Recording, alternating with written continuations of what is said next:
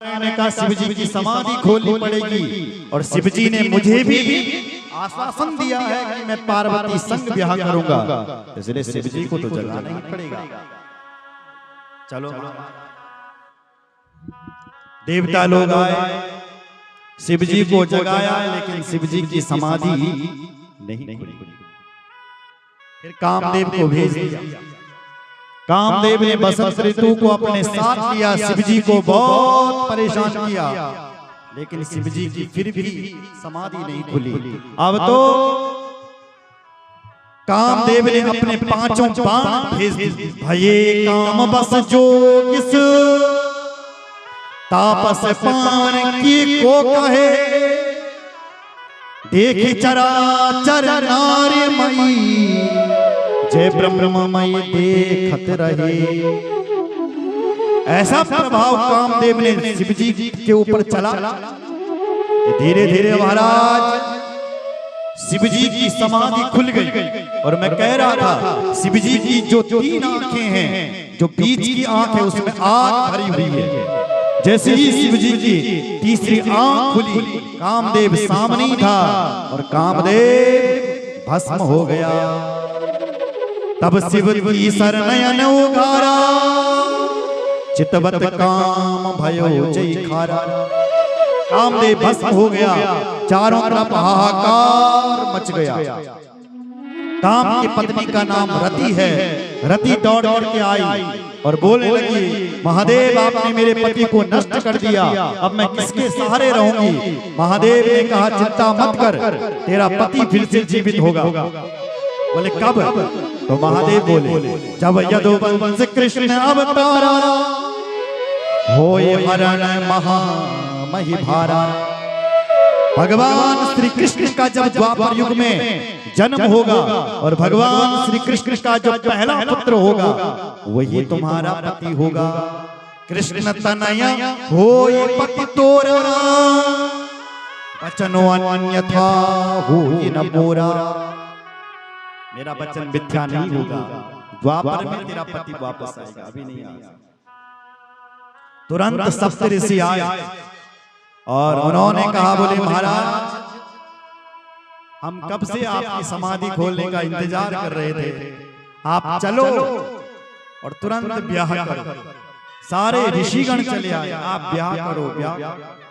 तुरंत महादेव तैयार हो गए और बोल पड़े सारे ऋषिगण, सकल सुरन के हृदय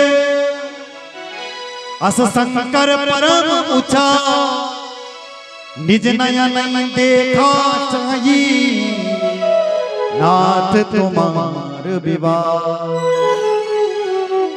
हम जब कभी अभी देवता ना आया, सब एक ही मन में एक ही लालसा लेकर के आ रखे हैं कि जल्दी हम आपको पार्वती के साथ, अकेले आप अच्छे नहीं लग रहे, हम चाहते हैं कि आप पार्वती संग खड़े हो और उन पार्वती जी से ब्याह करो।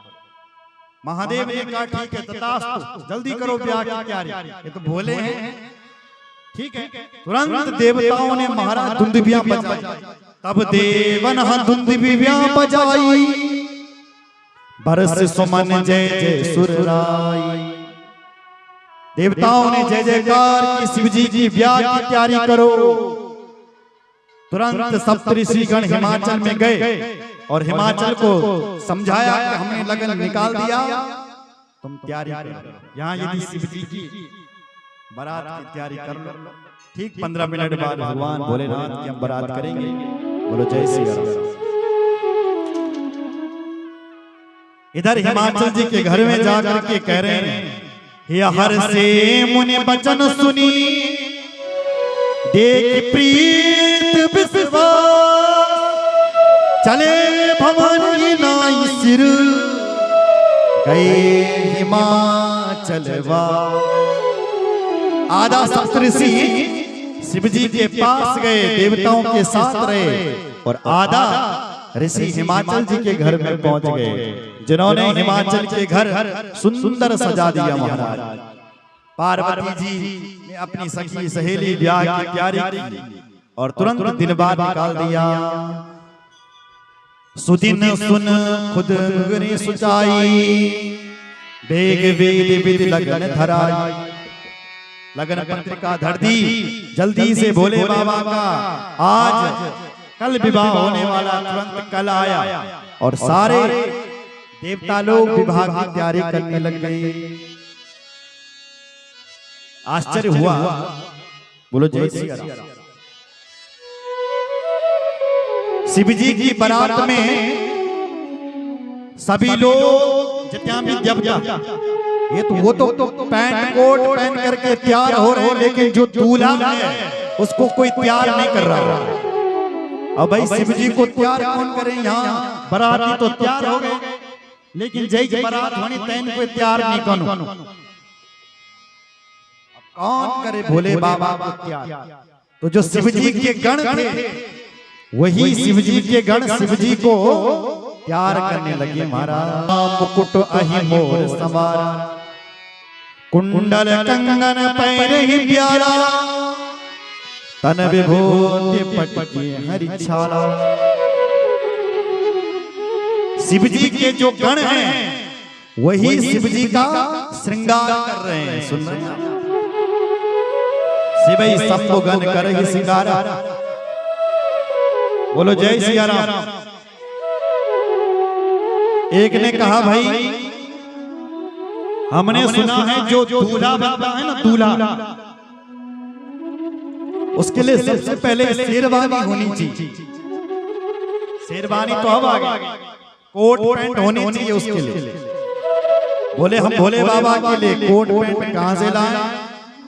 बोले ये पड़ी तो है भोले बाबा की मृगछाला, पहनाओ भोले बाबा पर। तो तुरंत शिव जी के गण आए और शिव जी के गणों ने महाराज वो मृगशाला भोले बाबा पर पहना दी कि हरि छाला। और बताओ भाई, बोले हमने सुना है कि जो दूल्हा बनता है उसके सिर पर मुकुट रखा जाता है। मुकुट आजकल तो क्या बोलते हैं, पगड़ी आ गई, पगड़ी। तो पिछले जमाने लोग मुकुट रखा करते थे सिर के ऊपर, दूल्हा के सिर पर मुकुट, अब पगड़ी आ गई। तो भैया हम मुकुट कहां से लाए? बोले तो अहि मोर सवारा, मरघटे पर यहाँ पर मुकुट कहां से लाए? तो भोले बाबा की जो जटा है ना, उसी का ही मुकुट बना दिया। जटा मुकुट, जटाओं की जो दूल्हा बनता है उसके सिर पर मोर का मुकुट उठा जाता है। भगवान कृष्ण भी रखते हैं मोर का पंख। जो दूल्हा बनता है मोर का पंख क्यों रखते हैं, किस लिए रखते हैं, ये मैं कल बताऊंगा। बोलो जय श्री राम। अभी केवल आनंद। बोले शिव जी के लिए मोर पंख कहां से लाए?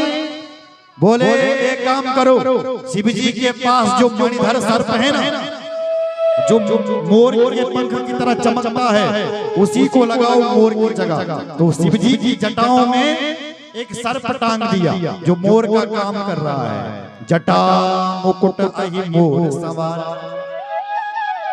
और बताओ, बोले हमने सुना है कि जो दूल्हा बनता है उसके हाथों में कंगन पहनाया जाता है।